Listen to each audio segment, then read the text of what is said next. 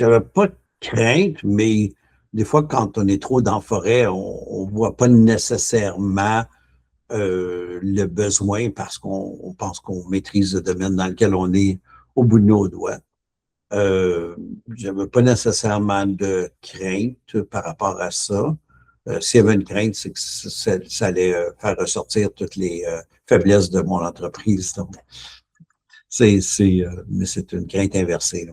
Puis, donc, c'était quoi votre motivation vraiment d'avoir un comité consultatif? C'était quoi c'est quoi qui vous a amené à avoir un comité Ben, consultatif? il y avait les faiblesses de l'entreprise, hein, la concentration des ventes, concentration d'approvisionnement. Au début, on avait tous les points de risque qui peuvent exister. Et puis c'est ça, de ne pas aller chercher la pleine valeur, de ne pas structurer l'entreprise. On a fait des progrès incroyables depuis qu'on a un comité consultatif. Puis même à l'intérieur du comité consultatif, il y a eu une transition puis une progression plutôt incroyable là, aussi. Les gens qui étaient sur le comité étaient souvent des gens qui étaient très ferrés en réglementation.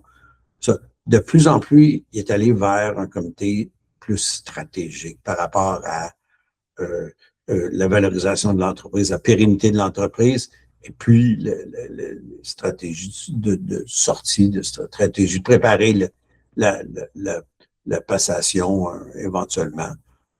Donc, c'était plus dans cette optique-là de monter une business structurée qui est vendable sans vouloir être vendu, mais qui est bien valorisée, tout ça. Puis les aspects stratégiques aussi par rapport à des acquisitions potentielles, des trucs comme ça. Alors, le comité a évolué beaucoup. On est dans un domaine qui évolue énormément, qui est tout le temps en changement, politique nord-américaine, politique américaine, politique canadienne. Tombe là-dedans. Puis quand je parle de politique, c'est les politiques, là, c'est les réglementations qui en découlent.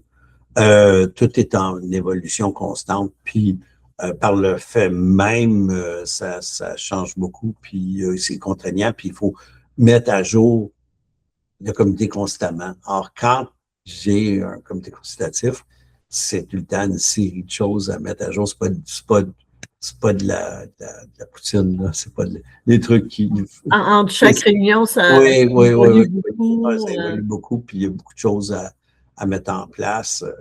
Garder le temps, prendre une minute, rédiger, tout ça, puis il en vient, oui, ça, à structurer, à donner la parole euh, aux intervenants, spécialement les intervenants qui hésitent plus à lancer des idées, tout ça. Alors, il est bon pour faire des tours de table, mais spécialement, c'est de gérer le temps, de ramener en perspective quand on s'étire sur un sujet, de dire, ben, faites attention, il y a tous ces sujets-là à traiter, puis on termine à midi.